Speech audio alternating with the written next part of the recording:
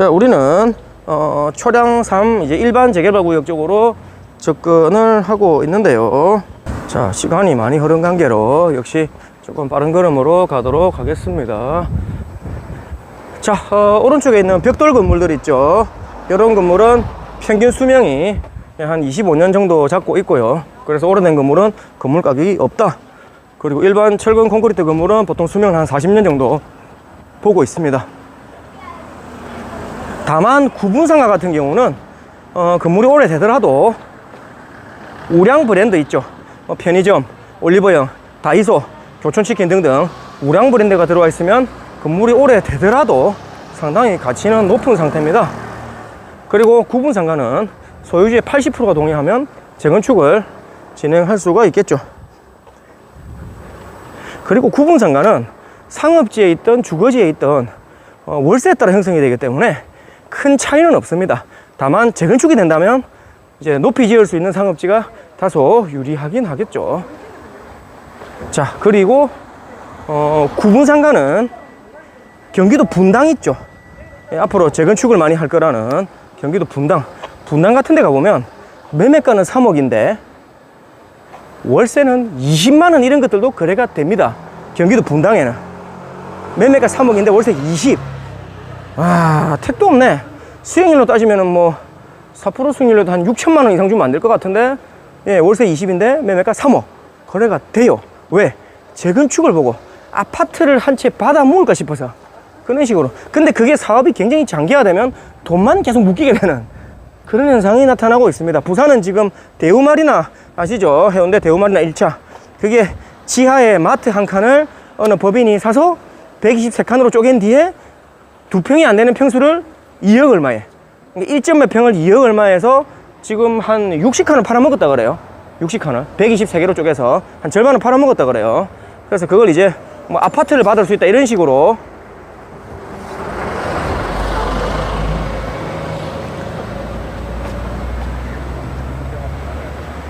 네, 아실 보시면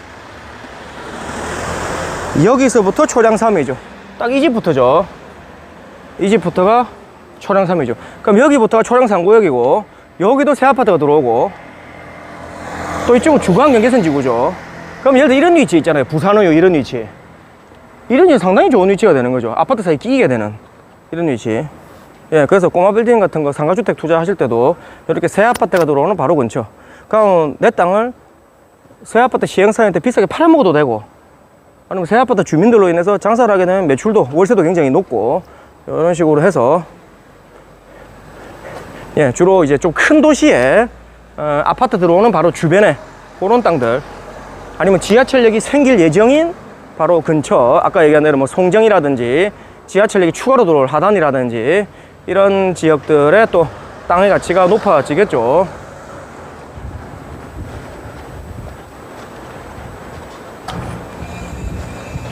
자, 근데 예를 들어서 만약에 대우마리나 상가를 보유하고 있다 해서 무조건 아파트를 받을 수 있다, 또 그건 아니죠. 근데 아파트 주민들이 보나마나 반대할 거니까 그러면 상가랑 아파트랑 따로 지어지겠죠. 따로. 그런 식으로 돼버리면 상가만 재건축하게 되고 그럼 상가로 받겠죠. 예를 들어서 그런 식으로 되면은 사업성을 또 따져봐야 되는 문제가 있는데,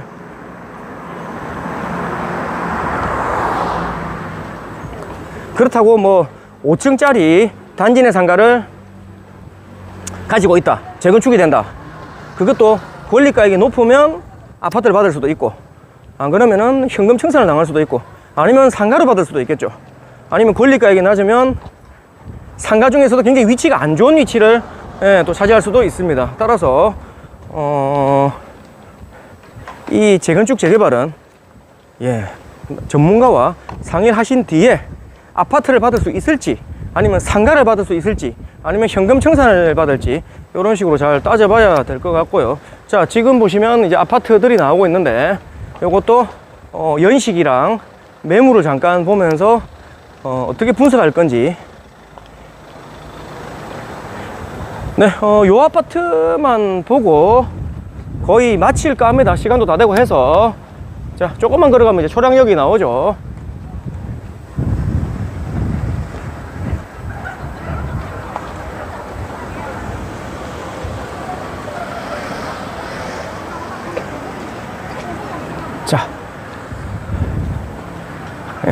일단 뭐 가게 출입구 앞에서 또 있으면은 뭐라 하니까 출입구 약간 벗어나서 조금 서셔가지고 카카오 맵을 한번 보실까요? 아니면 호객노로 보셔도 되고 디스코를 보셔도 되고 아파트 연식을 한번 보세요.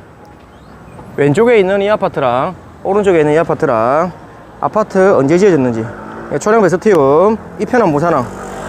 초량 베스티움을 눌러서 손가락으로 이렇게 그냥 올려보면, 이 아파트를 찍어서 손가락으로 이렇게 올려보면 되죠. 카카오맵에서 21년 3월에 지었죠. 지은 지가 2년 조금밖에 안 됐습니다. 그리고 이 아파트 오른쪽에 빵꾸 똥꾸 있는 이 아파트 상가 이편한 부산항, 얘도 눌러서 이렇게 잡아 당겨 보니까 19년, 역시 한 4년. 일단 신축이죠. 자, 여러분이 신축 아파트를 보면 기분이 좋잖아요. 상가는 신축 상가를 보면 기분이 더러워야 되는 게 정상입니다. 무슨 상가든지 신축은 기분이 더러운 게 정상이에요. 왜? 비싸기 때문에.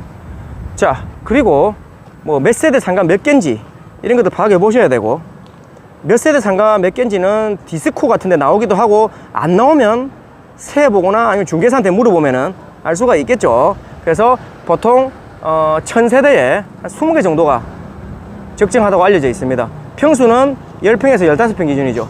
1000세대에 20개 정도. 그럼 평수로 따지면 1000세대에 한 200평에서 300평 정도의 상가가 적정하다, 이런 식으로 나오는데요. 아까 제가 올려드린 거 있죠. 구분 상가 투자할 때 주의점, 아까 올린 게 있을 건데 그거를 제가 다시 한번 올려드릴까요? 아마 저 위에 어디 올라가 있을 건데, 구분 상가 투자할 때 요거 제가 다시 한번 올려드릴게요. 구분 상가 투자 시 유의할 점. 자, 구분 상가는 제가 일단 좋아합니다. 왜? 돈이 작게 들거든요. 지금 올렸습니다. 구분 상가는 1층 기준 한 1억대, 2억대, 3억대 이런 게 되게 많아요. 매매가가. 서울에도 많고요. 서울에도 2억, 3억짜리 1층 상가는 많습니다. 다만 서울은 땅이 작아요. 평수 좀 작아요. 서울을 제외하면 보통 실평수 한 9평, 10평 근처에 한 1억대에서 한 2, 3억짜리가 많은데요. 그래서 이거 글을 잠깐 읽어드리면 집에서 보시겠지만, 1번 주변에 상가 공실이 없는 게 좋다, 그렇겠죠. 2번 주변 상가 월세와 비교하는 게 중요합니다. 2번. 자, 왜 그래요? 예를 들어서 빵꾸 똥꾸가 월세가 100인데 아이스크림은 50이에요 만약 그 옆에도 50이고 그 옆에도 50이고 그 옆에도 50이고 다 50인데 빵꾸 똥꾸만 100이에요 이상하잖아요. 그럼 가짜 월세일 가능성이 큽니다. 그래서 안 팔리는 가게를 가지고 있는 분들은 보통 이렇게 가짜 세입자를 넣어서 많이 팔아요. 친구를 넣어요. 야, 네가 장사 좀 해라, 수급이 좀 줄게. 그러면 월세를 나랑 임대차 계약서를 작성하고 가짜 월세, 나랑 얼마 주는 것처럼 좀 약속을 하자. 그렇게 하고 사러 오는 사람이 있으면 얼마 준다고 해라. 그러면 주변은 다 50인데 지 혼자 100이 되는 거죠. 팔고 나면은 바로 폐업을 하게 되는. 그래서 보통 상가는 이렇게 많이 팔고 나옵니다, 실제로. 그래서 사게 되면은 폐업하잖아요. 100만 원이라고 해서 샀는데 알고 보니 주변은 다 50이에요. 그럼 자기도 50밖에 못 받아요, 보통. 그래서 유명 브랜드가 아니면 보통 월세는 뭐 비슷비슷하겠죠. 그렇죠? 자, 그래서 주변 가게 월세랑 비교해야 되는 이유가 그 가게만 가짜 월세가 돼서 높을 수 있기 때문에 공실나면은 주변 월세만큼 떨어질 수 있어서 주변 월세 파악이 중요하다 이거고요. 3번 싼 거 사자 이런 내용이고요. 4번 관리비. 일단 평당 한 1만원 이하가 좋습니다. 그러니까 10평이면 10만원 이하가 좋은데 뭐 10평에 60만원, 뭐 40만원 이런 가게도 많이 있어서 관리비 보셔야 되고. 5번 연식 6년 미만의 신축은 제외하자. 왜? 분양가가 비싸다. 6번 세대수들이 상가계 수 나오고 있죠. 1000세대에 20개. 그 다음에 뭐 9번 기둥, 10번 월세 공짜.